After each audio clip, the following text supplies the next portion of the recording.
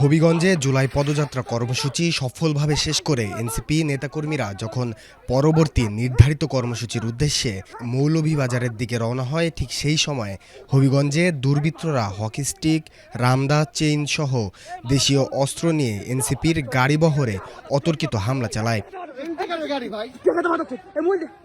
এই হামলার ভিডিও প্রকাশ করে এনসিপির মুখ্য সমন্বয়ক নাসির উদ্দিন পাটোয়ারি তার ব্যক্তিগত ফেসবুক অ্যাকাউন্টে ক্ষোভ ও নিন্দা প্রকাশ করেন।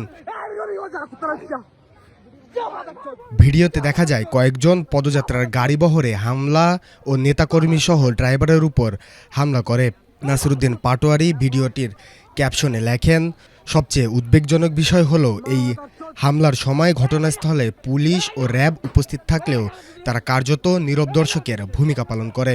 হামলাকারীরা আমাদের মিডিয়া টিমের ক্যামেরাসহ মূল্যবান সরঞ্জাম ছিনিয়ে নিয়ে যায় এবং গাড়ি চালক থেকে শুরু করে আমাদের মিডিয়া টিমের সদস্যদের উপর নির্বিচারে হামলা চালায়। এই হামলায় উত্তরাঞ্চলের মুখ্য সংগঠক জনাব সার্জিস আলমের উপরও হামলা করা হয়। হবিগঞ্জের স্থানীয় নেতাকর্মীদের উপর নির্মমভাবে আঘাত করা হয়। কারো হাত ভেঙে দেওয়া হয়েছে, কারো পা ভেঙে দেওয়া হয়েছে, অনেকেই রক্তাক্ত অবস্থায় সড়কে লুটিয়ে পড়ে আছে।